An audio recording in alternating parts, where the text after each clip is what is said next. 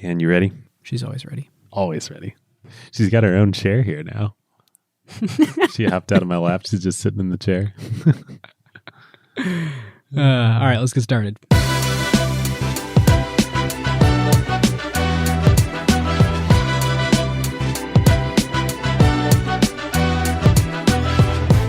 Welcome to Season 5, Episode 2 of Acquired, the podcast about great technology companies and the stories behind them. I'm Ben Gilbert, and I am the co-founder of Pioneer Square Labs, a startup studio and early-stage venture fund in Seattle. And I'm David Rosenthal, and I am a general partner at Wave Capital, an early-stage venture capital firm that focuses on marketplaces based in San Francisco. And we are your hosts. Today we are doing an episode that we have gotten a ton of requests for, the Shopify IPO. Now here's a few fun things to know about Shopify before we dive in today. The company IPO'd in May of 2015 with a market cap of $1.3 billion. In the ensuing 4 years, it has 27x'd that, and today has a market cap of $35 billion. Not bad for a pivot. No. 218 million people have bought from a store powered by Shopify, the vast majority of which do not have any awareness that they did that, and that is equivalent to almost all adults in the United States. Also not bad. The founder and CEO, Toby Lütke, is an absolutely fascinating character that I can't wait to dive in on the history and facts here. To give you a quick sense before we dive in, he tweeted last year, "I firmly believe that I learned more about building businesses from playing StarCraft than I've learned from business books." He might be right. Having read a lot of business books and played a lot of StarCraft in my day. I was going to say. All right, listeners. Now is a great time to talk about a new partner of ours here on Acquired, Legora, the agentic operating system that is redefining how the world's best legal teams work. Yep, it's sort of obvious that AI is going to completely change the legal industry. I bet most of you listening have dropped a contract into some sort of AI chatbot out there. Legora took that insight and asked the question, what if you really built something with that power from the ground up for the legal industry? So the founders did exactly what great founders do, operate with obsessive customer focus. They embedded inside a massive law firm for months. They sat with the lawyers just watching how the work really gets done. And that's how you get features that customers love, like tabular review, where you drop in a folder of hundreds of contracts and it pulls every key term into a grid a lawyer can actually work with. Legora's bet here is interesting. Since it lets each lawyer handle more complexity, any given person can increase the quality of their work and do higher value work. And this means that the pie can grow even as each individual task takes less time. And they recently launched Legora Agent, offering greater intelligence and performance. The agent lets lawyers set an objective. Then it can handle the planning and the execution and delivery of the final product. Legal teams get to maintain full control and transparency since they're still involved where judgment is required. And Legora works where you already work. You can use it within Microsoft Word while redlining or drafting. The early Legora numbers essentially speak for themselves. When they have a head-to-head pilot with their top competitor, they win 70% of the time. Legora now has over 100,000 lawyers on the platform from 1,200 legal teams in 50 countries. And crazily, they went from 1 million to 100 million in ARR in about 18 months. Truly insane numbers. And that is the real test. Plenty of things demo well, but the question is whether a busy associate actually reaches for it during crunch time, or whether a partner trusts it before going into a conversation with a major client. If your legal team wants to check it out, whether you're a law firm or you're in-house at a company, you can learn more at legora.com/acquired and just tell them that Ben and David sent you. If you like the show, you should come join the 2,500 person and growing Acquired fans that are hanging out in our Slack at acquired.fm. And if you want more Acquired than just this, you should consider becoming an Acquired Limited partner. David and I release about one LP show for every main show in addition.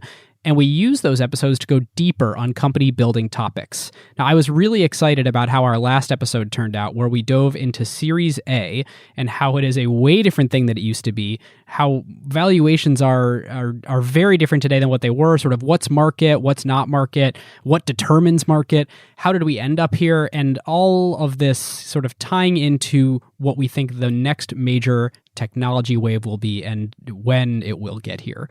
So if you're a founder of a startup or a startup employee, this is one definitely not to miss. You can get started with a 7-day free trial and listen right here in the podcast player of your choice by clicking the link in the show notes or going to glow.fm/acquired.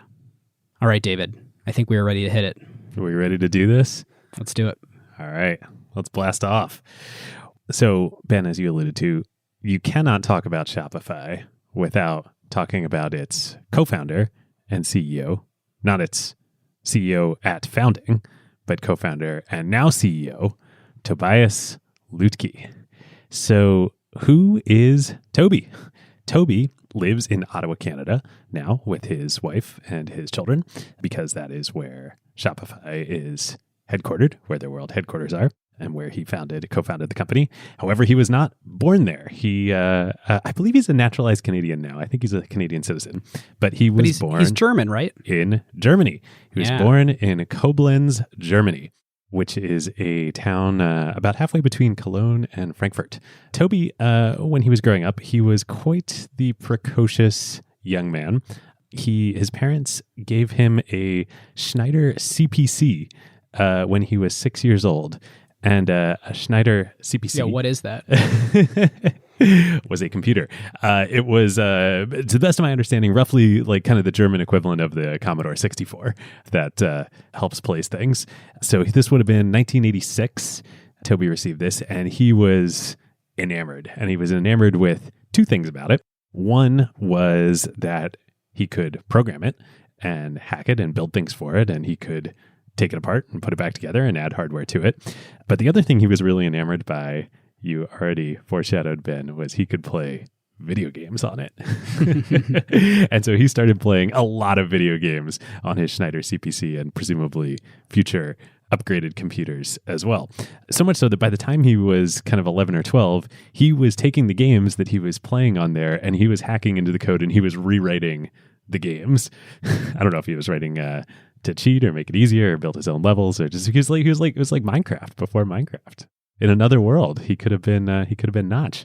And he has a lot in common with Notch too. Yeah, totally. Well, we're gonna have to do a Minecraft episode at some point here. He was so into it that his parents, who were not techies, they were like, this is weird. They actually took him to a psychologist to like have his behavior analyzed. Like, is this normal? And it turns out no. He's totally normal. He just really loves computers and video games. This is like a Dilbert comic. Like he's exhibiting signs of engineer. Should we be concerned? Exactly. And nobody is more engineer than Toby, as we shall see, or at least at this stage of his life. And Ben, as you alluded to, he still talks today about how, gaming is great training for entrepreneurship. You have to do resource management. You're playing against opponents. You're in this dynamic world that's evolving, especially multiplayer online games. Yep, making real-time decisions. Yeah. And, he has this great line in there. And one thing that becomes immediately evident about Toby when you start studying him is he's highly intelligent. He has this great line in, I think it's on the Knowledge Project podcast, where he says, people get upset. They got upset about that tweet about StarCraft. People get upset. Parents get upset if their kids are playing too many video games. Think about it this way. Would you be upset if your kid were playing chess all the time? Like, would you be, if I had tweeted about that, would you be like vilifying me? And really, what's the difference here? It should be known the tweet, I went to look it up in prep for this episode, has been deleted. Oh, interesting. I know. Maybe he's changed his tune. Or maybe his kids were playing too many video games. That could be it. Anyway, we digress. So what does Toby do? He's growing up, he's really into computers. At 17, he does something very different from what a highly intelligent 17-year-old would do in the US or in Canada or in many other countries. Germany at the time has this pretty cool program I think the goal of which is to increase the number of programmers in the country, computer programmers. They allow kids to drop out of high school, not go to college, and become apprentices to become programmers. And the idea is it's like just like literally back to the Middle Ages. Like you're going to start as a trainee and then an apprentice, and then you're going to become a journeyman, and then you're going to become a, programmer, and then you can become a master programmer. And so Toby drops out of high school, joins this formal program through I believe through the German government, and becomes a programmer trainee. And he apprentices with Siemens, the huge technology company, manufacturing and technology company in Germany. He grows up, he becomes a great programmer, but he's programming in Java, which is, for all of our engineer listeners will smile and laugh here. I learned to program in Java. You probably did. Did you? Dude, the AP Computer Science test was in Java. Totally. And, Toby's like, all right, Java. Also, no, I learned to program in PHP. Like, let's... Really? Oh, yeah, that's awesome. Of course. Got to make websites. See, I actually learned to program like in college, like in actual computer science courses. And I should have started just making websites earlier. Anyway, so he felt like it was pretty restrictive, but he still like loved programming. And as he gets a little older, he's making money. He didn't go to college. He's working. He develops another passion. He has some disposable income. He gets really into snowboarding. And this is, trust us listeners, all of this is going to become get super relevant. Very relevant. Literally everything we're talking about here is going to become very relevant in just a minute. He's in his early 20s at this point. Like he's working as a programmer at Siemens and other companies, like making good income. He loves snowboarding. He goes to the best place in the world to go snowboarding, and that's a place I've been to many times. I'm sure you probably have too, Ben. I don't think we've been together, which is Whistler, Canada in British Columbia. I did tear an ACL there, so that's right. I have mixed feelings as much as I love Whistler. Oh, Fun fact on tech nerd trivia, Whistler was the code name for Windows XP. Oh, no way. Yeah. That's pretty cool. So if you haven't been to Whistler and you are a skier or a snowboarder, you got to go. It's like the best place in the world. So Toby's there on a snowboarding trip in his early 20s, and he meets a girl there, a woman named Fiona McKean. It's, kind of love at first sight, budding romance. And unclear if this happens on the trip or later, he persuades her to move to Germany and come live with him. She's Canadian. And she moves over, lives with him in Germany for a year. Man. And persuasive. This is like when we talk about on the LP show, like, founders have to learn to sell because your job is always selling. And can you be compelling not only to pitch, but for hiring people? I can't imagine a more test of how compelling can you be than you should move to Germany with me. You should move to Germany for me. Well, it turns out that Toby's not quite ready to be CEO yet, though, because he might have won the short game, but lost the long game here, because she says, okay, I'm going to move over. She moves over for a year. And then she persuades him to move back to her hometown of Ottawa, Canada. Ottawa, of course, in the province of Ontario, is the capital of Canada, beautiful capital of Canada. So Toby moves with Fiona to Ottawa, and he's still working for a smaller German company at this point, which does something really exciting. They make back-end accounting software for companies. But Toby he's a great programmer. They let him work remotely. Shortly after he moves, though, in 2004, this company goes bankrupt. And so Toby is now moved across the world to be with his soon-to-be wife and finds himself out of a job in Ottawa, Canada. So what does he do? He says, well, that's all right. I didn't really like programming financial accounting software in Java. Maybe I can find some other way to support myself and Fiona and make some money here. And maybe I can use programming, do it on the side. But really, I just want to kind of make enough money that I can go snowboarding a lot. So he's kicking around ideas. And he teams up he meets through Fiona, a family friend of theirs named Scott Lake. Now, Scott is very different from Toby. He is not a programmer. He was a jock in high school. He's super outgoing. Unclear if he played StarCraft or not. Didn't find that in the research. But he also loves snowboarding. And he had worked on a few quote-unquote startups in town in Ottawa, not tech startups, but more lifestyle businesses. And he also kind of had the itch to do this on his own. You know what Toby's sort of doing in his free time at this point in sort of the programming world? Not yet. Did you catch that? Not yet. Okay. This is about to come up. So they decide okay, yeah, this is great. We love snowboarding. We're going to keep going together. Let's throw a small, business together that we can do to fund our habit. Maybe what we should do It's now 2004. Web 2.0 is starting to become a thing. People are becoming more comfortable buying things online. Amazon's been a public company for a while now. What if we just started a website to sell snowboarding gear? Of course, because we're really like elitist about this, like we would never ride on like mass market, stuff that you could go buy at Sports Authority or something. Let's use the power of the internet. Let's find like really boutique, like artisanal gear and only sell that online. Like, perfect. Let's do it. They get together and Toby codes up a website. They call it snowdevil.ca. You can go there. We'll link to it in the show notes. It is still up. And if you read the About Us section, it says Snow Devil is not your typical snowboard store. Instead, Snow Devil is a partnership among two riders who are only interested in selling boards and bindings that they love to ride on. Nothing else. If you want big brands like Burton or K2, you should try Walmart. If you want high-end, top-quality brands like Never Summer, Nidecker, Tech9, and others, you should try us. Yours truly, Scott and Toby. And then they list their personal gear setups for their snowboards.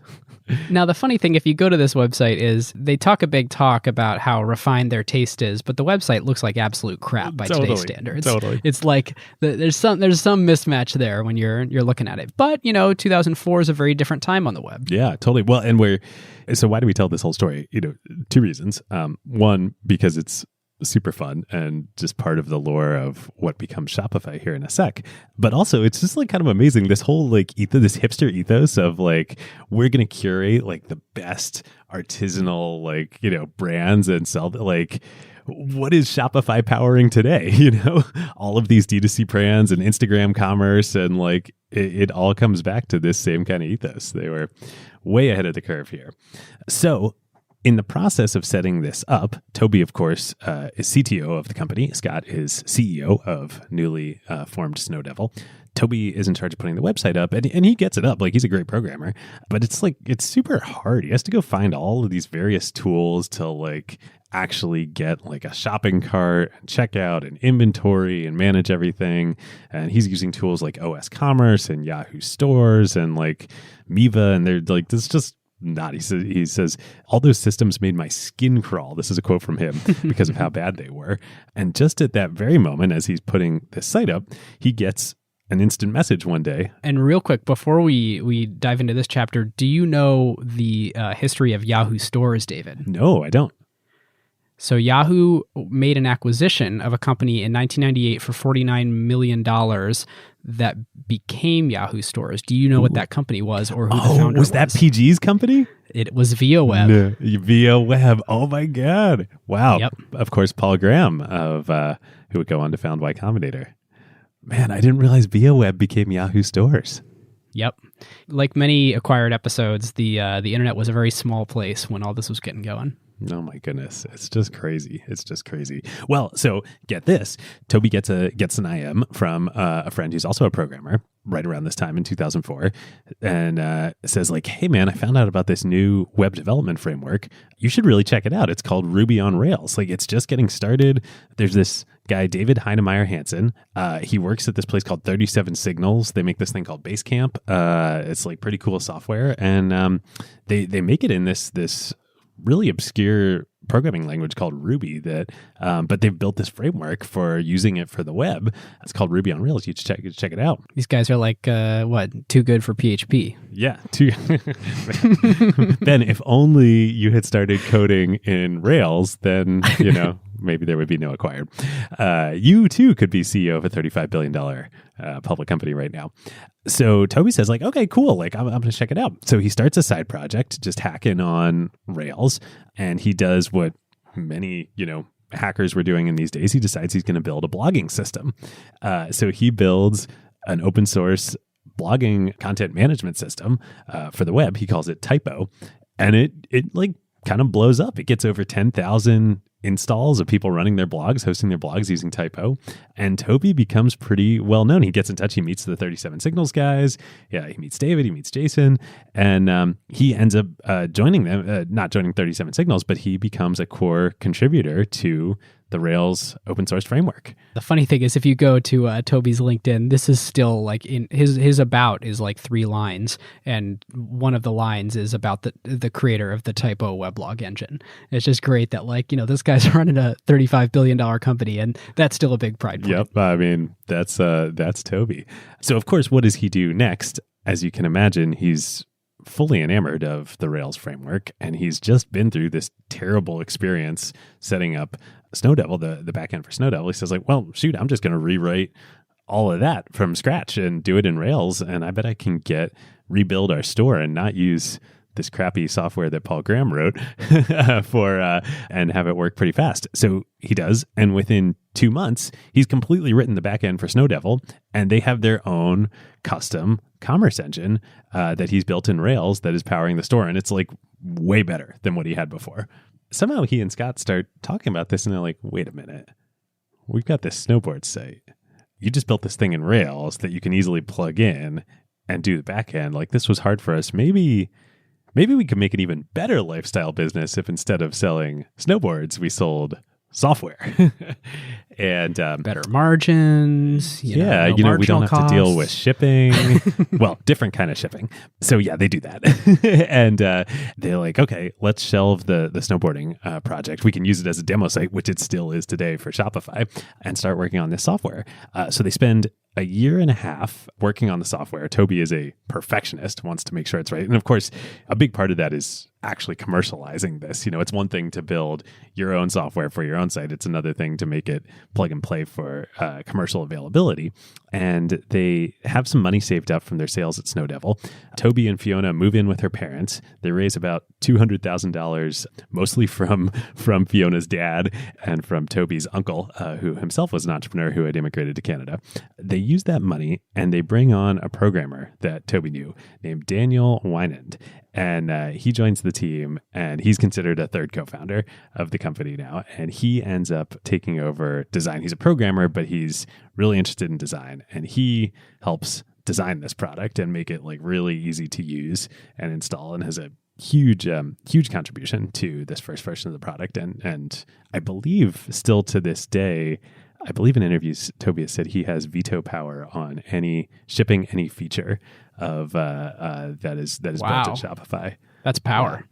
Yeah. By the way, they're doing all of this. So in 2004, they had created a Canadian entity to sell their snowboards. They're doing all of this new software business still in the same Canadian entity as the snowboard business. So talk about a wild, actual pivot, not shut that down, do this other thing. It's in the same entity. Yeah, it's in the same entity. So when they're finally ready to release this software in 2006, they need a name for it. So they do the natural thing at the time. Toby heads on over to GoDaddy's domain name generator, plugs in, I need a name, and comes up with jadedpixel.com.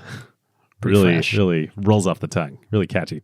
And if you go to jadedpixel.com today, we'll link to it in the show notes. It redirects to Toby's LinkedIn profile.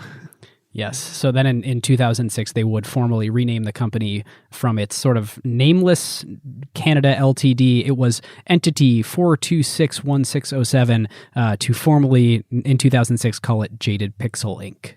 Yeah, Jaded Pixel Inc. Now, fortunately, Scott at this point makes a major contribution to this budding software company right before they launch. And he's like, yeah, I don't know about this Jaded Pixel thing as the product name. Maybe we should reconsider that. And mercifully, he comes up with Shopify. We're shopping and we're simplified. So simplify shopping, Shopify. I'm so jealous when you could just do that and that domain was available. I know, man, the mid 2000s were really, really a good time to build web companies. It's amazing this didn't become Shopper or something with no vowel somewhere. Yeah, and amazingly, the domain was available. Toby talks about this. They just registered on GoDaddy. They didn't have to buy it from anybody. They didn't have to do it. It was just there. Man, times have changed. So the initial feature set that they ship with is pretty basic, and they're inspired by kind of the whole Rails kind of design philosophy of minimalist, functional, but have everything happen on the web in the browser. And so with the first version of Shopify, you can have a fully customizable store template. You have a shopping cart. You can track orders. You can get orders delivered to you as a merchant via an RSS feed. You have automated inventory organization. And you also have the ability to plug in payment processing. So they're not doing payment processing natively at this point, but of course, taking payments is super important. And they make it really easy to just plug in PayPal or any other third-party credit card processor that you'd like right there on your website. Pretty cool. And yeah, pretty cool. And a far cry in terms of ease of use and ability to install and get set up than working with all of the huge, big software packages that Toby had to do when he was first setting up Snow Devil. So they needed a business model for this new software that they were going to sell or offer online. I think Chris Anderson from Wired hadn't yet written the book on freemium. I think that came out a couple years later. But percolating around in these Rails kind of internet communities is this idea of like free software and freemium and building business models around that. And they think like, okay, yeah, like great, let's make this freemium, and we should have no barrier to entry. Anybody can set up a store and just start selling, and then we'll monetize we'll just take a cut of the merchant's transactions as they sell, and it'll be really cool. Incentives will be aligned. It'll be great. Well, it turns out incentives weren't quite so aligned with that. Unfortunately, they figured this out pretty quickly. People started trying it and thinking like, oh, this is super cool. I can get set up. But then pretty quickly they realize either they start selling a lot and then they're like, wait a minute, I'm paying a lot of money to Shopify here because their fees are just scaling linearly with my sales. Or probably what's even more likely is people are making a decision about what platform they're going to use. And of course, everybody's very optimistic. When I sell my million things. Well, yeah, when I have $100 million in sales, I'm not going to want to pay Shopify, $10 million a year or whatever they were charging. And so the business model is really holding them back here. They figured that out and they decide, okay, we gotta switch things up. How are we going to do this instead? What if we, SaaS is like sort of barely becoming a thing at this point. Salesforce, of course, exists. What if we look at this kind of SaaS idea and instead of charging on a usage basis, what if we just make it like really, really simple? We'll charge $29 a month and you get a full featured commerce package in a box from us. It turns out that was pretty magical. Obviously the reason that this worked well is because there are things that you can charge more for as people develop bigger and bigger businesses. It's not like every single, I don't know the biggest business on Shopify, but there's enormous businesses on Shopify. They're not just paying $29 a month. I mean, at this point, Unilever's on Shopify, Google is on crazy. Shopify, like enormous companies are on Shopify. But if Shopify were taking 10% of their revenue, of course, that wouldn't be possible. So, and this is a fun aside too. And it's also like speaks to what the company was like in these early days and their like how Toby and Scott were thinking about things. They realized they knew they needed to make this change. And so they were just like, okay, yeah, like let's change it. Let's like ship it and flip the switch. They did that. They didn't really talk to any of their customers before they did that. And they did it the day before Toby and Fiona got married. That was probably not a good idea. Toby talks about how he spent like the whole night the night before their wedding, just like taking calls from super angry customers who did not understand what was happening to their business. Talk about never deploy to production on Fridays. Yeah, seriously. So another really fortuitous thing happens this was in 2007 when they made that switch in 2007. And that is a Toronto-based angel investor named John Phillips discovers the company and he invests $250,000 at a $3 million post-money valuation, which was pretty rich for, I have to imagine a small company based in Ottawa, Canada back in those days. I would imagine everybody's pretty happy with that these days, given the current market cap. But John was a lawyer based in Toronto, and he had worked with a ton of companies. And he becomes a really important mentor to Toby, especially through what's about to happen in the next year in 2008. Scott kind of gets the early stage startup bug again and decides that, hey, this company is scaling. It's a SaaS company. I'm not sure this is really what I want to do. And he leaves. And Toby ends up having to take over the CEO role. So from, a kid who is an apprentice programmer who loved playing video games, and his parents thought, is there something wrong with him? He doesn't talk to people or other kids. He just sits on his computer all day. All of a sudden now he's shoved into the role of being CEO of this company that is growing pretty incredibly quickly with all these customers. As he becomes CEO of this company, he doesn't just do the job the same way that any other CEO would do it. He applies his engineering mindset to this. And so, when you listen to Toby in interviews, you can tell that he thinks about things in this extremely logical, extremely structured way. He's so low ego. He's all about measuring results and going back and revising past decisions, changing his mind when they're in the face of new data, being wildly structured about decision making. So he basically becomes like the engineer's engineer. He's an amazing, amazing engineering leader, and it really leads to them being able to attract incredible talent in that first set of employees, because the set of really talented technical people, many of them who had been open source contributors to the Ruby on Rails project, were dying to go and work with him. Yeah, totally. And people are moving from Germany, from other places around the world to Ottawa to come and work at this company. But the other interesting thing is okay, so we take a step back and we now have a fairly young CEO who was an engineer, has no management experience, in charge of a high-tech software company in Ottawa, Canada. This doesn't seem like a recipe for success. But Ottawa actually has some interesting features. So there were plenty of old school technology companies that were in Ottawa, and Ottawa's not far from Toronto. And Toronto, of course, has great engineering universities and technology companies. Nortel was in Ottawa.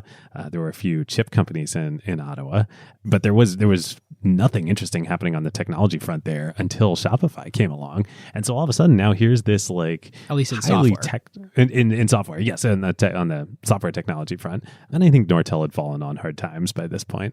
And so now all of a sudden here's this super interesting hot Web 2.0 software company based in Ottawa, and they're able to recruit just incredible technical talent.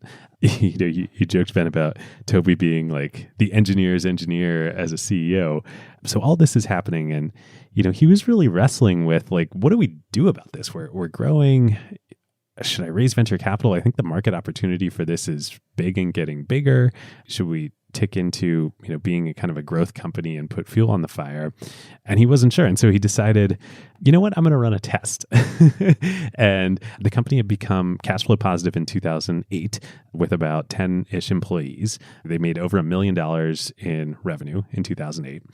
They also, part of that was driven by, they landed their first major customer that year, which was Tesla Motors, which started selling the Roadster on Shopify. Way. And to this day, all of Tesla's online sales still run on Shopify. That is pretty amazing. That's a great find, David. Yeah. That's really cool. I didn't go in the Wayback Machine, but I found in some articles about Shopify, images of the website in 2008, and they're listing Tesla Motors as one of their marquee merchants. It's pretty awesome. I've got some Wayback Machine things to bring up later from the site. Oh, man. So Toby's like, okay, I'm going to run this test. He saves up $50,000 in cash flow from the company, and he decides, I'm going to use this $50,000 and I'm going to run 5 growth tests. And if maybe 2 or more work, then that's my answer that I should go raise venture capital and pour more fuel on the fire. And of course, all 5 out of 5 work. And what are these tests that he's running? They're super cool. So the first one is, one of them is, they decide that there are all these web design consulting firms out there, and they're making websites and commerce sites for a lot of their clients. What if we started marketing not just to people who want to build businesses and merchant accounts, but to them. And we take these designers, and if we can get some of them and we offer them, we say, hey, if you bring on a customer onto Shopify, we'll give you 20% of the lifetime revenue of that account. And that becomes a very compelling deal, as you would imagine, to these web developers of oh, you mean you're giving me a tool that I can use for my clients to make my life easier, and I'm going to make revenue from that? great.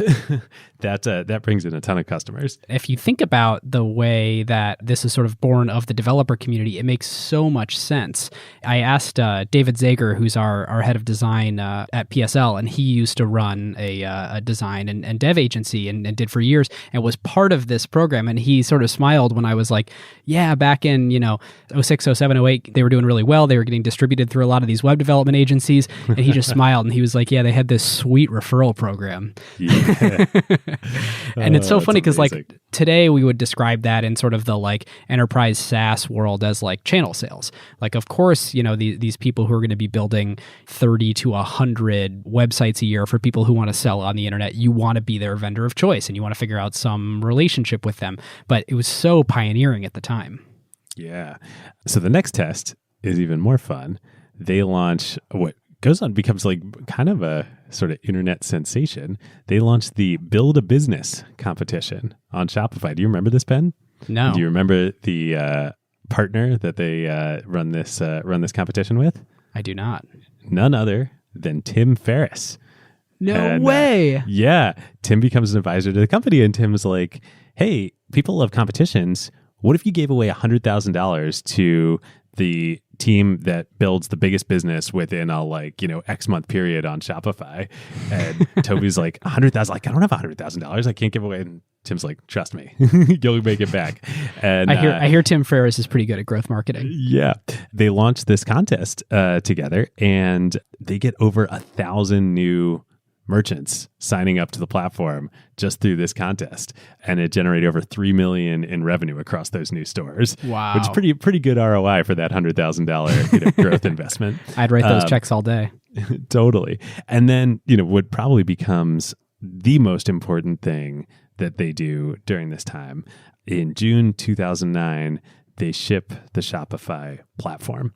They build an API to allow third-party developers to plug in their existing tools or write tools right into Shopify merchant pages and accounts.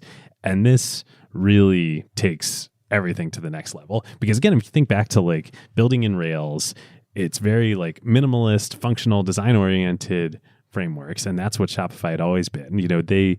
Toby talks about how the ethos at the company is think about features that most of our customers use most of the time and build those, and features that some of our customers use some of the time, or most of our customers use some of the time, we don't build those. But now the third-party ecosystem builds those and plugs in. This just massively increases the reach of types of merchants that could use Shopify for anything, or add functionality, or do subscription sales, or do whatever, and without cluttering and muddying the messaging of the core product. I guess the referrals were really the first piece of this, but this is really the second thing they do that starts to make this a really great scale business. Because while the intention of doing this, launching this platform, is really around great, this is a way that we don't have to write code, but people can extend the functionality to attract more customers. What it really starts to do is build the moat, where Shopify becomes the absolutely dominant platform because they've got all the apps. Like it very much is like WordPress and blogging. Like it's really hard to shake that inertia because they have all the plugins. Shopify has exactly that in the e-commerce world. Totally. And we're in a minute, we're going to talk about Stripe in a sec. But things like that, something like Stripe can get built, which is incredible and game-changing for the ability for people to take payments online, and it just plugs right into Shopify. So in 2009, the first year they start really aiming for growth and running these tests, they pass $100 million of sales gross sales that merchants do on Shopify. Remember, this is like 2.5 years into Shopify as a product in market. In 2009, they pass $100 million of sales over the life of the company in the 2.5 years that Shopify has cumulatively. In 2010, they do $124 million in merchant sales just that year. And at the end of 2010, Toby finally gives it, and I assume probably ran knowing him, an exhaustive process in meeting everybody and optimizing for his venture capitalists. He finally raises a Series A, a $7 million Series A, led by Bessemer, with FirstMark and Felicis participating. And it's kind of off to the races to the company and full on growth mode after that. What episode did we just do where FirstMark was also, it was like one of their Pinterest. first checks? That's right. Yeah. That's right. Right around the same time. Yeah, FirstMark had a couple year of for them. really, really great investments right at the beginning of their life as a firm. Really super impressive. When you listen to Toby in interviews and he talks about the decision to take capital, he had sort of long maintained this mindset that that's not the type of business this is. I think, I don't have the exact quote, but he said something like, I want to be the best run, most successful 20-person lifestyle business that there ever was. After these experiments, he sort of realizes, oh my God, we have enormous growth potential. And we may actually be one of those rare types of businesses that are indeed a good fit to go and raise venture capital and try and grow like that. It's very telling about him as a person, how long he resisted that and the discipline that he had around trying to build the business the way that he wanted before realizing sort of what a massive opportunity it was in front of him, and sort of then let the opportunity guide the decision making. And I think what's even more telling about him, really I just think makes him such a admirable leader and CEO of a company, is now when he talks about it, he says, I was absolutely wrong. Like, I hurt the business. I set the business back by years for those first, couple years. And then during the time when he was running those experiments, not raising venture capital earlier and not seizing the opportunity. And obviously, they've been lucky that they've, still been able to kind of achieve dominance in the space and become a $35 billion public company. Yeah, there's some survivorship bias here. Yeah, totally. But yeah, like they could be 2 years further ahead of where they are now if he hadn't done that. And he freely admits that, which is very rare that you get that level of humility from a public tech company CEO these days. So the question at this point becomes like, okay, clearly this is a market and a wave that is huge and growing, and Shopify is riding it better than anyone else. How big can it be? So right after they raised that Series A in December of 2010, they only had about 20 employees at the company at that point. By the end of the next year in 2011, they had over 100 employees. They had passed 10,000 merchants on the platform. That year, they did $275 million in merchant sales. The following year, they go from 10,000 merchants on the platform to 40,000 and $750 million of GMV. They make $24 million in net revenue from that, which obviously is a lot less. This is the first year from their S1 that we have their net revenue, but that continues to just grow and grow. The next year, they have 80,000 stores, $1.6 billion in GMV, $50 million in net revenue. David, do you have a sense of what was powering growth for them at this point? Like, is it still this sort of referral engine through dev shops, or, is it word of mouth? Like, what is leading to just the flocks and flocks of merchants running to Shopify? It was around this year in 2013 when I think Toby and Shopify really kind of take the ambitions up to the next level. And that's like, okay, we've been this easy way for mostly small merchants to set up and run commerce businesses online. And we have some small merchants that have grown into large merchants like Tesla. We have some large merchants that have switched over from Magento or, BigCommerce or whatever and like come to use us or Commerce OS. But maybe there's more we can do. So in 2013, they launched, maybe there's more we can do, because if you become a big merchant, you don't just want to sell on a website online. You want to sell in a lot of places. And so in 2013, they launched Shopify Point of Sale for offline sales. They have devices that you can put in a physical storefront, use that to actually be your point of sale. But even more importantly, they're now syncing your online inventory with your offline inventory. And back in 2013, that was like probably kind of gee whiz. You think today about all of these D2C brands out there that now have all of these, you can't even call them D2C brands anymore because they, or internet brands, because they have physical stores in major metro areas around the world. It's a like critical enabler for this. And of course, all of those brands were built on Shopify and starting to grow in these early days in 2013. The other thing that they do the next year in 2014 is they officially launch Shopify Plus. So what's Shopify Plus?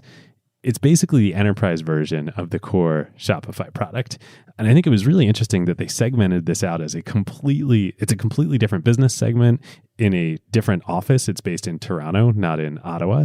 The concept behind this, kind of I think all coming from Toby, is that the core ethos of Shopify is these small merchants, these entrepreneurs, these startups selling on the platform But when they try and go out and they sell to Unilever, they sell to Google, they sell to Anheuser-Busch, I think all of which are big customers using the platform, they want something different. They want account managers, they want hand-holding, they want, SLAs, they want uptime, all of these things. They start this whole other division that's going to go out and purely attack those. And so now Shopify Plus and these big customers is over a quarter of the total revenue of the company. When I was asking that question about growth and you're talking about engaging with these really big customers, it is expensive to go and actually do the sales and marketing to get those accounts. So to give you a sense for today, where they did about $1 billion in revenue last year. They did spend $350 million on sales and marketing. So, this business has never quite been, let's throw up a website and people will just come to it and will just sort of service themselves. It does actually require spending to go and get that business. So the net of all of these new initiatives is Shopify's growth just continues in the venture capital era. In 2014, they cross $100 million in net revenue. They do $105 million in net revenue. And then in April of 2015, the company files to go public interestingly, on both the New York Stock Exchange and the Toronto Stock Exchange in Canada. Two different tickers. So you can take your pick should you choose to invest in Shopify. On May 20th, 2015, they priced the IPO at $17 per share, which equated at pricing to a $1.3 billion market cap. Think about this as a $35 billion market cap company today, just about 4 years later. They start trading the next day at $28 a share, which is 60% higher. Actually, the stock stays relatively flat for the rest of the year. It would pick up later the next year, but 2015, for the whole year, they do an amazing $7.7 billion in GMV of merchandise that merchants are selling on Shopify. And what's that up from the previous year? I didn't find what GMV was in 2014. In 2013, it was $1.6 billion. So in 2 years, they 8x'd it. Yeah. Or 7x'd. Probably 5x, 1.6 to 7.7. But still, incredibly impressive. Net revenue is $205 million for the year ended 2015. So we thought a fun coda, and the topic of this show is the Shopify IPO, which we will grade in a minute. But a fun coda to sort of catch us up today, we thought would be in October of 2017, so not quite 2 years ago, Shopify became the target of a activist hedge fund investor, a short seller named Andrew Left at Citron, I believe it's Citron Capital. He released a report on Shopify decrying the company as a get-rich-quick scheme that was, the title of his report is the hottest, this is in all caps, the hottest stock on, he eventually has now changed it to the New York Stock Exchange. Originally it said the hottest stock on the NASDAQ. They're not on the NASDAQ, they're on the New York Stock Exchange, is a completely illegal get-rich-quick scheme, in parentheses, with a good software platform. And he basically is accusing the company. What's illegal about it? So he accused the company, Shopify, he just didn't believe it. Like that at this point, this was in 2017, the company said they had 500,000 merchants on the platform. How could it even be possible that there are 500,000 different merchants in the world that would be selling online? That's ludicrous. Who are these people? It must be a multi-level marketing Ponzi scheme. How can it be possible if there's 2 billion media outlets, on the internet? But it's because of the internet. How could it be possible that there are now, I don't know how many homes are on Airbnb, something like 2, 3 million, 4 million, maybe. It's a lot of hotels. How could that be possible? So anyway, this is great. He releases this report, says the FTC is definitely gonna come after Shopify. He puts a $60 price target on the stock. The stock had been trading at around $115 a share at this point in time.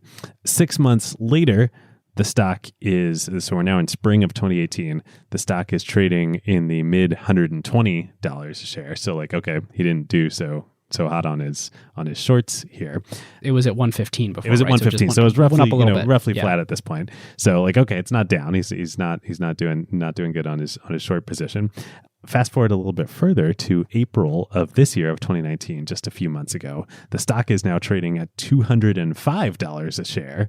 remember back in October 2017, Citron had put a $60 price target on the stock. What do they do? What does Andrew and Citron do? They come out again with another research report talking about how terrible Shopify is. And then he puts a price target of $100, up from 60 this time on the stock, says it will be down at $100 within 12 months. And then if it is not, he is going to donate $200,000 to charity. Well, we're not 12 months yet from there, but today... All he can come up with is a $200,000 bounty with that kind of a claim? And this is so amusing.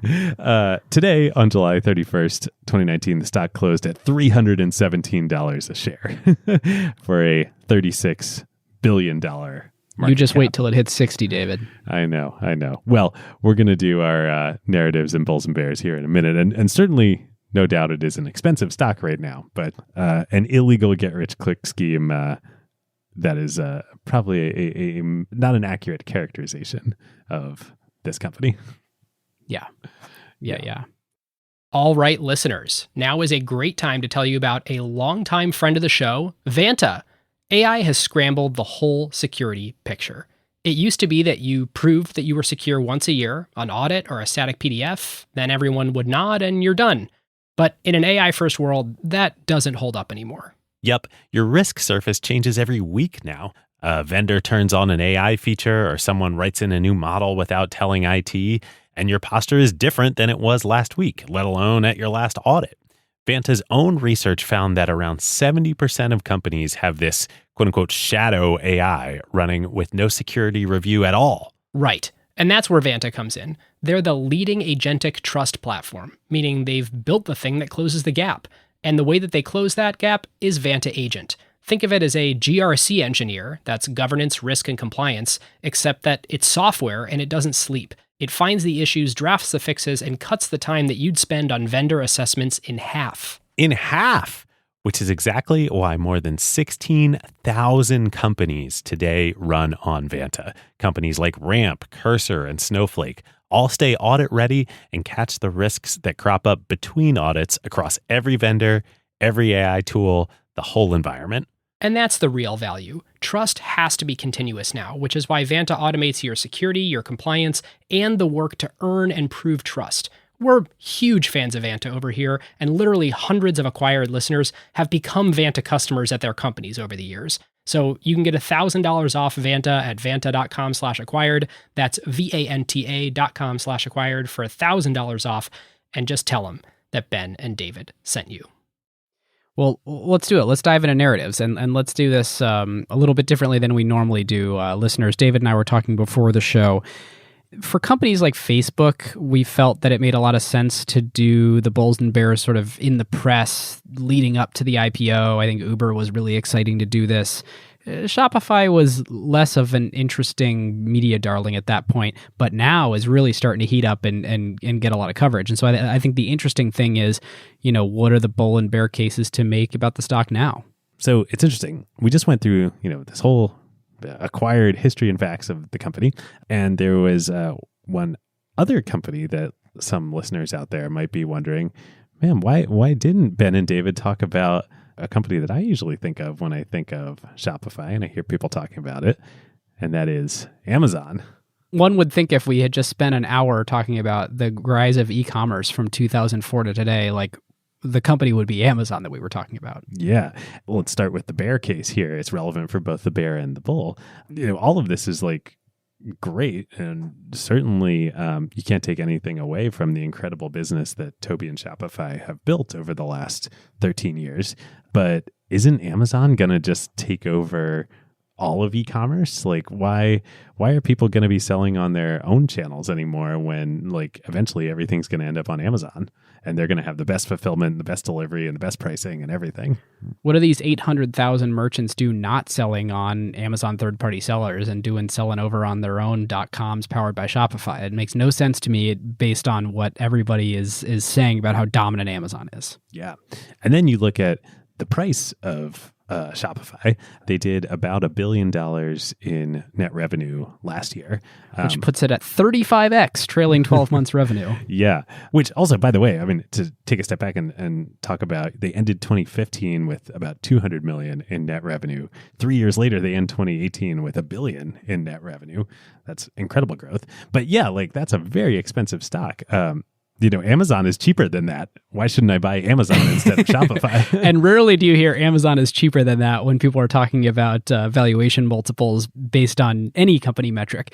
This is a good point, I think, for less financy folks to talk about why 35x trailing 12 months revenue is big. First thing to point out is it's not 35x trailing 12 months income. In fact, the company is still a loss-making company. So it's not a big loss-making company. In 2018, they lost $64 million. In 2017, they lost $40 million. But, this company is not, at the end of the day, turning a profit on all this $1 billion of revenue that it's getting. Now, of course, there's lots of great reasons for that. The company's a high-growth company. But imagine for a moment that it was a 35x trailing 12 months income. The profit that they were making, like you still would have to believe that. Back in the day, when I started in finance, 35x earnings per share multiple, like that was expensive. Now we're talking about 35 times revenue.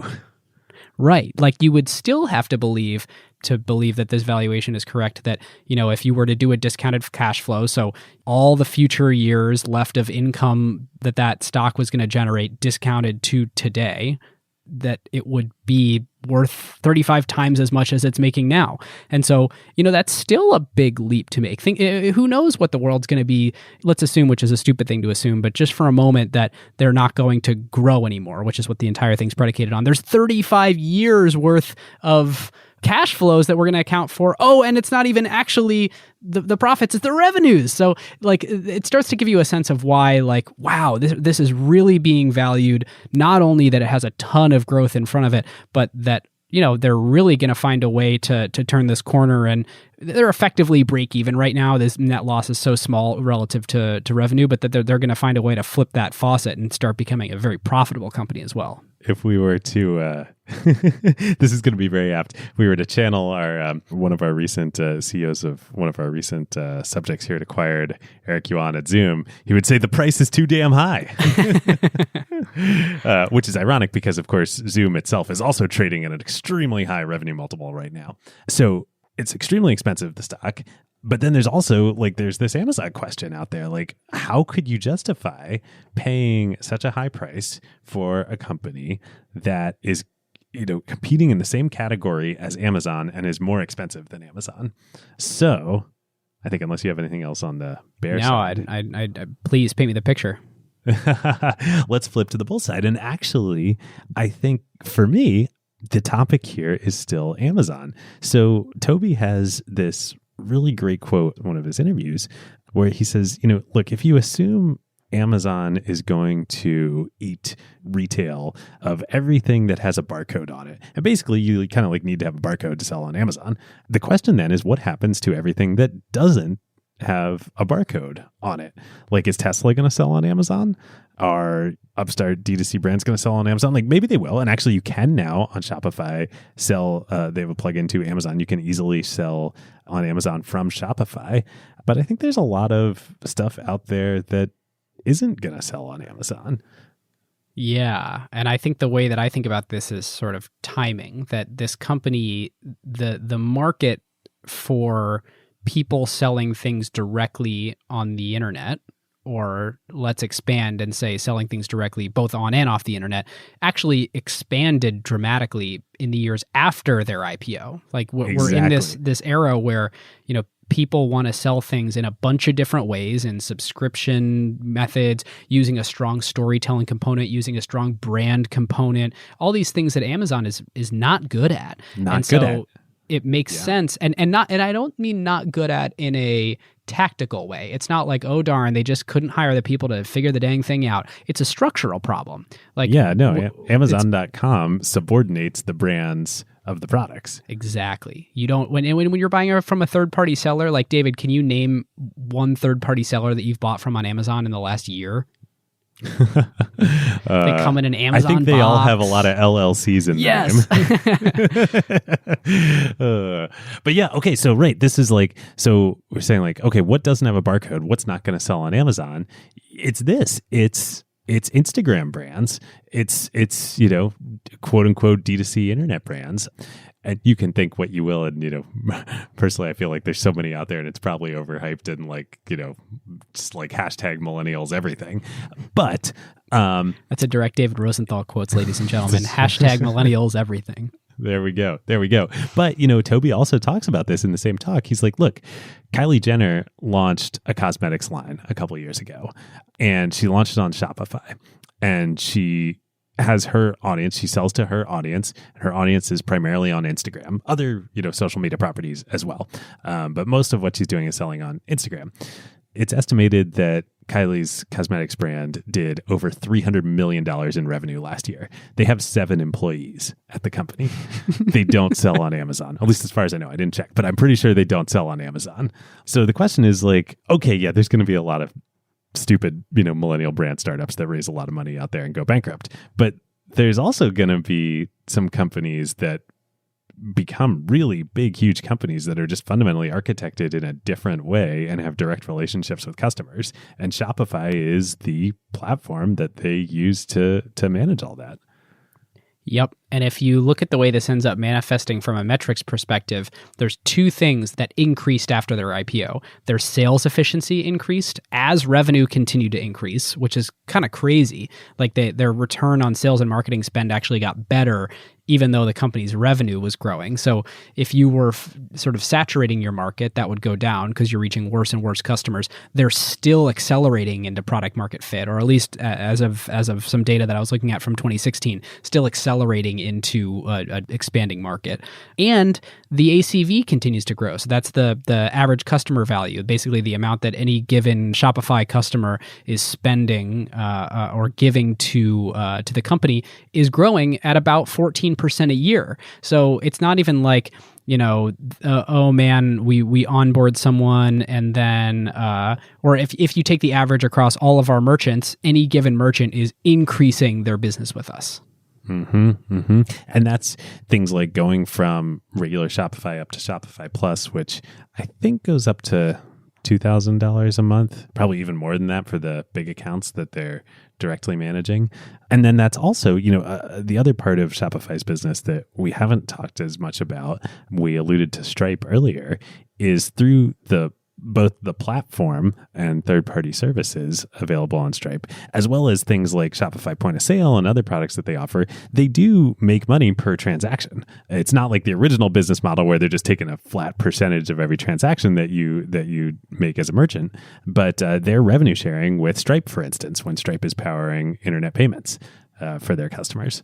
Yeah, it is worth taking a quick aside here and saying, so Shopify did $14 billion last year in GMV. So the amount of goods sold on Shopify is $14 billion. Stripe processed almost all of those payments. So a lot of money flown to Stripe from Shopify, and Shopify benefits from that in some way. So to kind of look at how does Shopify make money? Well, we've talked a lot about this subscription solution. So that's the, SaaS fee that you're paying per month to Shopify. They have what used to be equal, or actually what used to be smaller and is now a little bit larger, is their merchant solutions revenue. So that's payment processing fees, transaction fees, referral fees, sales of the point of sale hardware. David, exactly what you're talking about. So half the business is actually other things that they can make money on from their merchants, in addition to, of course, the SaaS fee. So the part of the thesis that you could form, if you are really excited about the future of this company, is there's going to be a lot more stuff that they could sell to them too.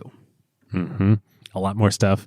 I think the bull case, to sum it up, is there's going to be a lot more merchants that'll use Shopify in the future that are going to sell a lot more stuff to their own customers, and Shopify is going to be able to sell a lot more stuff to those merchants. Yep. And I'm pulling forward from tech themes here for a minute, but I think it's totally valid. If you think about that $14 billion in GMV, the goods that were purchased powered by Shopify, and the $1 billion in revenue, that starts to paint this picture that for every $14 spent, Shopify is able to capture $1 of it, which is pretty interesting because then you can start to really think about, well, what if that were a take rate? That's what, about 7% they basically have a 7% take rate on the marketplace model. And the thing that you would kind of have to believe is they're going to be able to continue to expand that over time. The question that you then have to ask yourself is, okay, cool.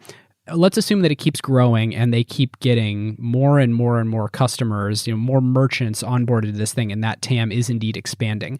Well, what else could they do to make it easier to be a merchant in the world? And by providing more value there, can they then claim more value of those transactions that are sold? And that's exactly what they're doing right now. And so the very interesting thing that was recently announced is the Shopify Fulfillment Network, which is partnerships with third-party logistics providers, so people that have, warehouses and manage shipping stuff to people, with a common interface for merchants that is powered by Shopify. It's a Shopify interface, much like you interface with anything else on their platform using sort of just the really nice Shopify tools or sort of the nice plugins in their ecosystem in their app store. So what that actually allows these merchants to do is be competitive with Amazon and do things like 2-day shipping.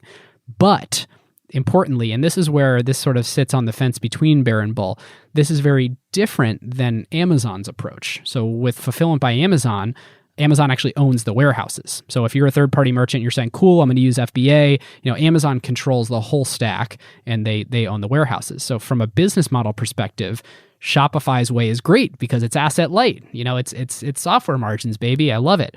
It's more like a software business, but they don't have control over that whole experience. They're outsourcing it to a bunch of other third-party logistics providers, and they don't have ownership over that margin the way that Amazon does. They have to sort of share in the economics with those 3PL providers. So the question that I think you have to ask yourself is, can Shopify really make it as seamless for merchants to use their Shopify Fulfillment Network and those merchants' customers as sort of Amazon has made FBA? Yeah, it's interesting though. Shopify must have thought through all this as they were launching and thinking about their strategy. They need to be the anti-Amazon here because they need to let the brands and the merchants be the stars, because the more you start controlling the experience and the customer, the more those brands are going to get pushed down below Spotify, and then you're in an Amazon world. Shopify. Yeah. Shopazon. No. You said Spotify. I have a feeling I've already done that on this episode, and I think listeners, we apologize. I was wondering how long it was going to take us to get into this. Oh yeah. Oh man. Spotify, also a great company. But you raise that really great point. It's exactly the one that we absolutely owe mentioning it that Ben Thompson has covered so well on Stratechery, and that is Amazon is much more like an aggregator where they're the brand, they control the whole experience, and they aggregate all of the customers, and the customers shop through them independent of who the merchant is. Whereas, exactly as you said, Shopify is the anti-Amazon. They're a platform, and the bet there is, look, we're not going to control the whole experience. We're going to make picks and shovels. You're going to have the relationship with that customer, and their bet is that they're able to make enough money off of, it's 1 out of every $14 that gets purchased. They're able to make enough money that business model works too, and it supports a different customer segment. This is the first kind of example I think we've seen of if you believe Ben's aggregation theory, and that has led to the FANGs, or really Amazon and Facebook and Google. Apple's probably in a different category. This is the first chink in that armor, right? Where the actual business model of a aggregator, being Amazon, could be maybe not the seeds of its own undoing, but Shopify is able to successfully compete precisely because it has a different, product and business model. Yeah, but I think where I would really go with this is the big opportunity is the aggregator one. Amazon is a $1 billion market cap company, and Shopify is richly valued at supposedly rich at a 30. So really what we're saying is there is an unaddressable opportunity by the aggregator in this market that also happens to be very, very large. Well, it depends, I think, how large brand first merchants continue to become. All right, listeners. Now is a great time to thank our longtime friend of the show, ServiceNow. If you are running a large enterprise, AI agents are likely spread across every team, and deploying them is no longer the hard part. Yeah. The hard part is knowing what permissions they have, what employees are using them for, or what decisions AI is making. AI security for an enterprise at scale is not a small concern. Like, the risks are real. Exactly. And the challenge with AI is governing it, securing it, measuring it, and making sure that it actually delivers value. That is why ServiceNow built the AI Control Tower. Yep. AI Control Tower gives enterprises a single place to see, manage, govern, and optimize AI across the entire business. And it works with any AI, not just theirs. Every device on your network, every permission across every system, every AI agent visible and secure in one place. And ServiceNow can do this because they've spent more than 20 years building the operational backbone of the enterprise, the workflows, governance, approvals, security controls, and institutional knowledge that power how work actually gets done across IT, HR, customer service, finance, and security. ServiceNow already runs more than 100 billion workflows annually and trillions of transactions for more than 85% of the Fortune 500. So when companies need a place to govern AI at enterprise scale, they're building on a platform at the center of how their business already operates. And in a future that isn't going to be one AI, it's going to be thousands of AI agents working across every function of the company. But the question is, who's managing them all? So if you're trying to turn AI ambition into real business outcomes and make it work safely, securely, at scale, go check out servicenow.com/acquired and tell them that Ben and David sent you. All right. So real quick, on what would have happened otherwise before we move to Playbook, I think the interesting thing here is like we've seen this so often in the last, always on Acquired, but especially in the past year. This company almost didn't happen. They were like gonna sell snowboards on the internet was Toby and Scott's, initial ambition. And so I think the interesting question is like, okay, if this company hadn't happened, like what would have? I think there's people selling on the internet and picks and shovels to do that. That certainly would have happened. Would Stripe be more than a payment processor? Would it also be a merchant storefront? Would Square, which Square is now starting to try to compete with Shopify online, would Square have done that earlier and so did online and offline, or would it have been a totally different startup called Shopify, started by someone else entirely? I think that's interesting. It was a strangely empty space. I mean, Toby talks about one of the hard things was that they didn't have a big competitor. Their competitors were these incumbents and really crappy experiences. So Yahoo stores and everyone else that he's ripped to pieces. And he kind of says like, we had to have a higher bar because we didn't have real competition. And so it is interesting. There was this strange lull in the market where like, ViaWeb was started, sold to Yahoo. There were Magento was around, but like there wasn't another sort of like low-end disruption e-commerce provider for like the better part of a decade. And now you have people trying to compete with Shopify because it looks like a very real market. But yeah, there wasn't really anyone who would have come in and done exactly what they did when they did it otherwise. Yeah, it's interesting. You mentioned Magento. We haven't talked about them on this episode. I had initially assumed Magento was an old school incumbent that Shopify was competing with back in the day. Are they not? No. In my head, Magento was started by the folks from OS Commerce in, I think, 2008, I want to say. But what they are, Magento, the strategy was not the right one. I can't believe they started 4 years after Shopify. I know. Well, what they did, I think, haven't fully researched this yet, but it's an open source platform. I think they basically took the OS Commerce tech, open sourced it, and then started an open source company around that. But the problem with open source software like that, with how they were doing it, was people had to take the software and host it and like install it like and like either on-prem or like or whatever. Yeah. But like where Shopify was just like, yeah, we host, like we're SaaS, and like you don't have to deal with all that. And so the people that were using Magento were like, they were trying to go sell to big existing retailers enterprises online and say like, oh, use open source instead of closed source. But they missed this whole other bottoms up market that was getting started. It's not a low end disruption play in the way that sort of the classic Clayton Christensen idea of serving this new up and coming market as a crappier toy type thing. It wasn't that at all. Yeah, it wasn't that at all. I think it comes back to Toby saying like we had this 2-year essentially delay where like I wasn't ready to take venture capital and needed to prove it to myself and the company that we were truly a growth company, and yet still no viable competitor popped up during that time. I really wonder why. Yeah. All right, playbook. Playbook, yeah. Let's do it. I mentioned the Wayback Machine, so I went and looked at their website from 2008, and I just had to share this quote. Selling online with Shopify is easy. We take care of hosting, bandwidth, and security, so you can focus on your business. It is amazing to me how value propositions change over time. Like, if you were to start this company today, like I surveyed some people who have started Shopify sites, and I said, why do you use Shopify? Like, why is it so great? Why aren't you figuring out a different way to sell your stuff online? And people said, oh my gosh, the templates, the really clean UI, the modern plugin ecosystem, the fact that payment processing is a total breeze. They have inventory management. I heard they're coming out with fulfillment.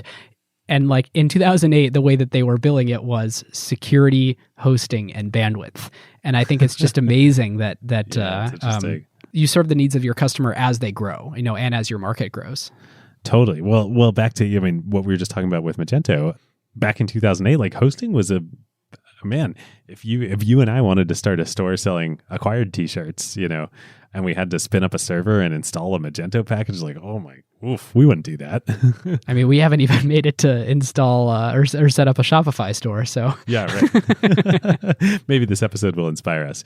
Okay, so my playbook on this one, it's struck going through this history here. So many twists and turns as always, but Toby joining the core Rails team and creating Typo, and then Typo becoming a thing in the Rails community actually was a huge, huge competitive advantage that they had, because when they then launched Shopify, all of these people who had blogs that were on Typo that maybe they might want to sell stuff on their blog or create a business around it. And all of these other developers might want to start businesses and sell things online. They all knew of Toby and they all knew what he was working on. And then all of a sudden it was like, oh, cool. Like Toby's just shipped this new thing that lets us sell online. Like maybe we should use that. Such a huge competitive advantage. Yeah. Yeah, that's a great point. Like distribution, we talk about this a lot on the show, and we think about it a lot as as venture capitalists. Like distribution and distribution advantages are not often talked about or thought through in the early stages of a startup, but they make the difference between becoming a big successful company that starts to get traction and a flywheel spinning versus just spinning your wheels. Yep. Yeah, if you build it, they will come is just so rare. All right, I had one more, and that's looking at the financials of this company. As customers sell more, Shopify makes more per dollar sold. And I just want to pause and we can think about that for a moment. The classic thing I'm always afraid of when we're starting a new company at PSL is, oh man, are we building something that will be really great for someone to get started, and then when they have sufficient resources, they're going to build their own thing and they're going to move off of us. And it's a great business to get other people started, but then you don't get to keep their business over time. Well, as these businesses grow, Shopify actually makes more money off of them. This is amazing. Merchants pay for advanced services as they become larger and more sophisticated, so the effective take rate for Shopify actually goes up as their customers grow the business. And so it's amazing that they can keep pricing power and keep layering on through the platform that they've woven with the App Store and with the incredible ease that they provide in taking on a lot of things that these companies don't ever want to do themselves. It's incredible that they can grow that take rate as those businesses scale. Yeah. Well, and it's so funny. Go back to the original marketplace take rate business model didn't work for exactly the reason, Ben, that, early stage startups who do that, run a risk of that. And you're always afraid of that, of oh man, will our best customers be incentivized to leave us as we grow? They've figured out a way to, and I think, just as you said, it's adding and layering in all these products and services and the platform and the point of sale and payments and all of that around the core offering, where as you start growing, you need those. And then it's just, well, it's easy to plug in Shopify's solutions. It's got to have a ceiling, right? Because I hadn't really thought about this till now, but there's not a network effect between customers, like between merchants. So the lock-in and the advantage all comes from customers, merchants saying, we don't want to do this in-house.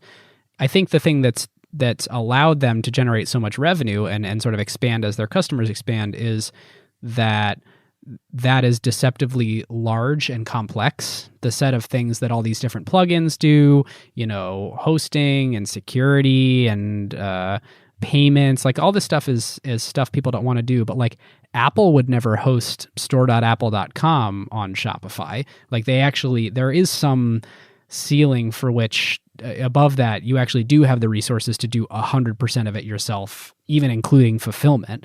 So it's interesting thinking about like it's not a lock-in network effect the way Facebook has a lock-in network effect. It's a platform network effect is actually it's a little bit weaker, but it can support you up to a point. In my notes, I had a quote from Toby that I didn't talk about because it wasn't relevant as we were going through the story, but I think it's relevant here. I don't think Toby actually thinks about Shopify as a network effect company. I think he thinks about it as a platform company, and that's subtle but different. And so he talks about this. He says, I read a book about Bill Gates pretty early in life when I was like 16 or so. And one thing that Bill said is that everyone in the world wants to be a platform. These are back in the platform days of Microsoft, before network effects were popular. But Bill, obviously, and I've heard Bill say this too, you're only really a platform if the value of the ecosystem on top of the platform is larger than the company that owns the platform. And I think that's what's going on here with the Shopify quote unquote platform, with payments powered by Stripe, with now logistics that they're adding on.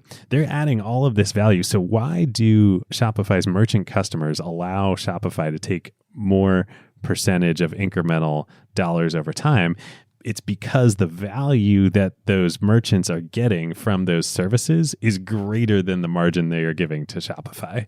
Like if they would have to go do that, stitch all that together in themselves, the amount of margin they would have to give up is significantly higher than the margin that they give to Shopify by doing it all as an integrated platform. I think that's how it happens. So it ends up actually making the case for sort of the bundle economics of Shopify being the point of integration and the bundler of all these things. Exactly. That's a good way to slice it. All right. Should we do a quick value creation versus value capture here? Yeah. And this is a section that has one name and means two things.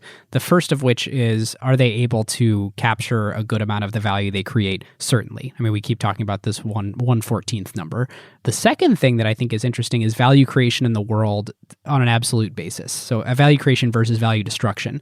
And the reason we added this section was because with a lot of businesses, particularly recently sharing economy businesses, a lot of our listeners had argued, hey, like you keep talking about how these companies have created all this market cap for themselves, but like there's a chance it's value destructive in the world. And like the thing that they're destroying is actually greater than what they've created for themselves.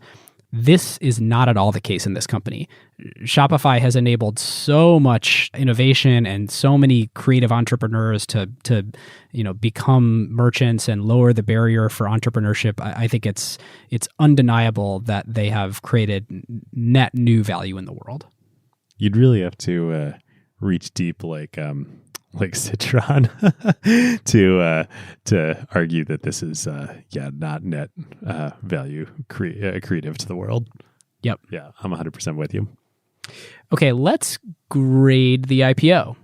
For me, I mean, this is if we think about the value of doing the IPO and doing it when they did, to me is just like immense. This is an A bordering on A+, because you could argue, I guess, against it that they IPO'd too early before this massive expansion and perceived expansion in the market, and thus they could have taken less dilution had they gone public later. However, I think by going public when they did and kind of getting on the map, most people didn't really know about Shopify out there. Certainly in the investor community, in the finance community, but I think also just broadly, like your average person didn't know. And then by doing it right at the cusp of the world going into this like D2C brand Instagram commerce, influencer marketing, and Shopify being at the center of all of that by being a public company, that helped.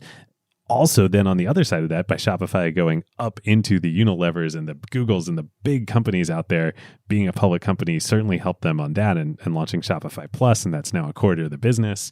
This is a no-brainer, at least a solid A in terms of what they were able to get out of going public when they did for me.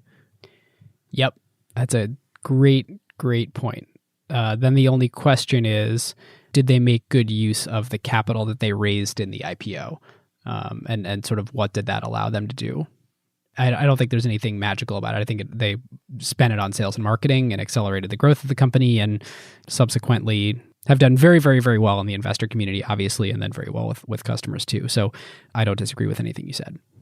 It's interesting. They've made a few small acquisitions over the years. They haven't made any meaningful acquisitions. You would think they're going to make an all stock acquisition in a big way here soon. Like if you were a capital allocator who was running this business right now and it was valued where it was, I think you'd want to spend your stock on buying some interesting stuff. Yeah. Well, maybe that could be a future acquired episode. Yep. All right. Carve outs.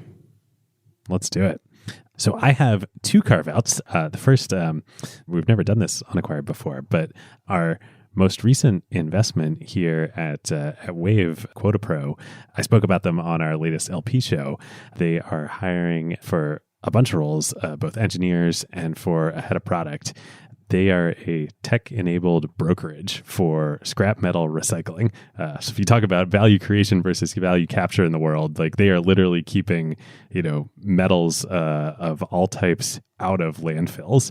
The company is less than a year old, is already doing millions of dollars a month in GMV.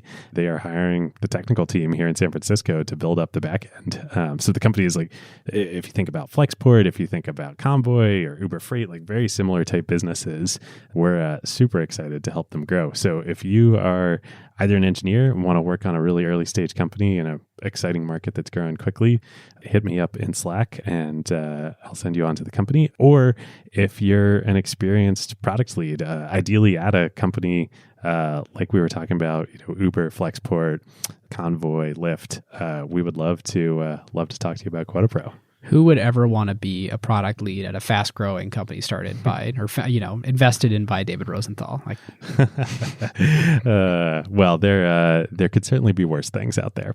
And then my official carve out this time is Bill Gurley on Invest Like the Best. No way! This is literally mine. No, that's great. All right, well, I'll let you take it then. No. Because I came up with the second one because I was like I was thinking about it, and I've recommended so many episodes of Invest Like the Best that I was like, so it's literally the one I have a strike through that one, then I have a second one. So take it away. Oh, but it's so damn good. It's so good. I mean, anytime Bill speaks, it's worth listening. But in this one, he talks about a whole bunch of things, across venture, the way he thinks about companies. He talks about a great kind of XY axis chart that he thinks about evaluating the scalability of companies and marketplaces. Very worth listening to. A masterclass as always. Yep, absolutely. And actually, especially relevant to this episode. Indeed. So. My carve out is, David, last time we did carve outs, you talked about a recent trip that you went on. Mine is a product that I use on a recent trip that I went on. I really like to ride my bike, and I went on a trip to the San Juan Skyway. So it's a 4-day bike route starting and ending in Telluride, Colorado. You're riding between 8,000 and 11,000 feet, and you're riding through the amazing southwestern Colorado mountains and Durango and Silverton and all these really incredible places. Of course, I had a lot of fun, but one of the things that I really like to do when doing these bike trips is take pictures. Of course, I lug my big Sony NEX6 around on my back, and it's fun to bust that thing out. While you're riding all those miles? Dude, yeah, I mean, the telephoto, you got to get that shot. But another thing that I brought this time for the first time was moment lenses to put on my phone and take advantage of all the cool sort of phone apps that there are. That, number one, you can do the maybe dangerous thing of taking out your phone and taking some pictures while you're riding, instead of me taking off my pack and busting out the big camera and doing the whole the whole song and dance there. But also it enables me to do things like hyperlapse or, all the different, like Spectre is an app that does these cool time lapses, and Moment has a time lapse feature in their app. But to give folks an idea, Moment makes these really, really beautiful and really high quality glass lenses that do telephoto, that do wide angle. That's the two that I brought. But they have a series of other lenses too that really turn your phone into a camera that you thought it could never be, and do some really cool, I would say effects, but it's actually, it uses physics and optics to change the light that's hitting the sensor on your phone. And that's super cool. Yeah, they're super small. I keep them in my backpack and I just use them in daily life. And I can't recommend getting some Moment lenses enough. I think they're super fun. So that was also a Seattle company, right? It is led by great CEO Mark Barros, and I know a super super talented team over there. So can't recommend it enough. And that's been my toy of the month. I just can't believe that you lug your big DLSR around on your bike chest. So it's funny. It's a mirrorless, but it kind of doesn't matter that it's a mirrorless because I also have the telephoto lens on it. So it's big and heavy anyway. Oh, man. Love it. All right. Yep. All right, listeners. Now is a great time to talk about one of our favorite companies, Statsig. Yes, long-time acquired partner. There is a reason why the best product teams at companies like OpenAI and Notion, Atlassian, Figma, Rippling, Brex, and more rely on Statsig, whether they are iterating on their core product features or shipping AI-powered experiences at scale. Yep. In the crazy speed of today's AI world, shipping fast is just table stakes now. It's basically trivial to build and deploy your app constantly. The real advantage is how quickly you learn what changes actually created value for customers and how fast you can use that signal to guide what you ship next. Whether it's a feature tweak, a pricing change, a performance improvement, or an AI update like a model change or prompt adjustment, they're not relying on instinct.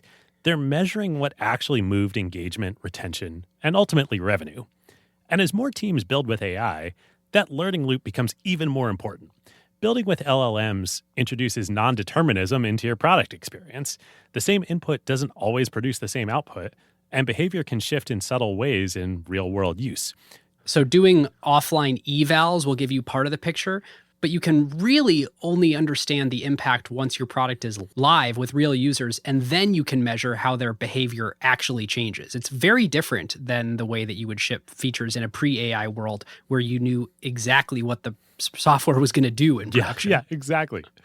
So this is where Statsig comes in. It brings experimentation, feature flags, and product analytics into one unified system so teams can ship safely, test rigorously, and directly link what they changed to how users actually behaved. The result is a tighter feedback loop and learning that compounds over time, so you don't just ship more, you ship better.